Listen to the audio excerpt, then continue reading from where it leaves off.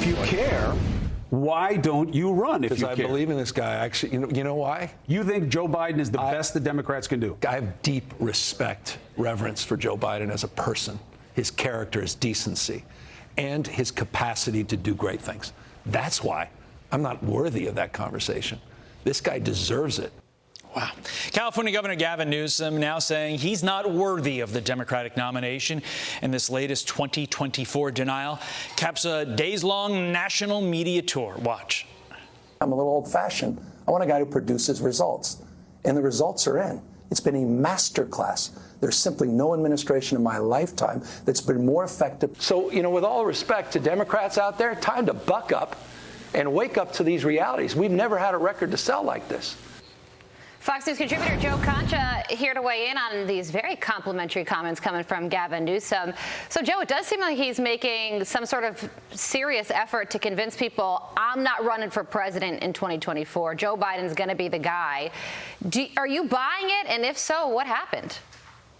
Well, Carly, there is a saying somewhere around trying too hard. And boy, that was a masterclass in trying too hard to sell something that is unsellable to the American people. But look, Gavin Newsom isn't wrong here, guys. I mean, based on his record, he is not worthy. California, highest tax rates in the country, highest poverty rates in the country, highest homeless rate in the country.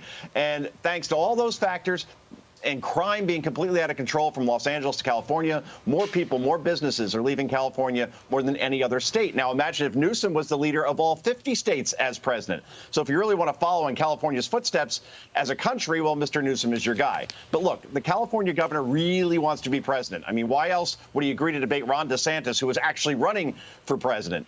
Why did he do all these interviews and tour all these red states as he has done? But Democrats are especially accomplished at one thing, as we've seen, sticking together and not going rogue. And Newsom likely has been given a talking to and told, you better support the Biden-Harris ticket as loudly and publicly as possible, please. Yeah, I think he's really setting up 2028. Totally. Because of what you just said, but also, have you seen the polls lately? Donald Trump is defeating Joe Biden in almost every single poll that's out there now. That has to give Gavin Newsom a little bit of pause. And then he wouldn't have to go up against an incumbent president. 100%. So, Meantime, Joe Biden naming Intel officials who signed the Hunter laptop letter to a DHS committee because this is what you do, I guess. The Biden administration appointing former Director of National Intelligence James Clapper, former CIA Director John Brennan, and former CIA Operations Officer Paul Colby to a new expert DHS committee. Joe, seems a little like Fox meeting the henhouse to me.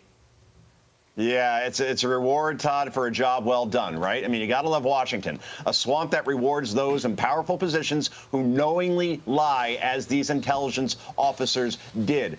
Because how else would they know that Hunter Biden's laptop was absolutely a product of Russian disinformation in October 2020, just days after that New York Post story broke? It's like a coroner determining a cause of death without examining the body. And Team Biden now is so arrogant that they know they can make these appointments now without any scrutiny for most of the media, who are focused almost solely on Donald Trump. So congratulations. These folks will now be working for the Biden administration. Quite frankly, they have been for some time. Yeah. Well, Joe, the American people are complaining. In a new poll, 63% of Americans have little to no confidence in the U.S. political system. 23% say it's working somewhat well. Just 4% say it's working extremely or very well. I'd love to talk to that 4% of people. Wow. These numbers not surprising, but people are saying something needs to change. Oh, completely unsurprising, Carly. I mean, trust in institutions overall is dropping almost everywhere across the board. I mean, you look at Gallup, right? There's only 3 entities that are polling above 50% in terms of confidence. That's small business, the military, and the police. Then the numbers plummet from there. Trust in banks is at 33%. Public schools, 32%. Organized labor, 28%. Trust in newspapers, 21%. And finally, trust in Congress, just 12%. Gas station sushi polls higher than that. So that's where we're at this point. I mean, no one trusts anything, it seems, anymore, except for the military, small businesses, and a small majority police. I actually have an answer to Carly's question. What? Who are those 4% that think everything is going great with the way our political system operates, they're called lobbyists because they make money no matter what happens. They love life. And I was going to say, now. at least there isn't a hidden agenda in gas station sushi, unlike everything else. But maybe there is. Maybe there is. Yeah. Joe Concha. Thanks, Joe, sir. thank you. I'm Steve Ducey. I'm Brian Kilmeade. And I'm Ainsley Earhart. And click here to subscribe to the Fox News YouTube page to catch our hottest interviews and most compelling analysis.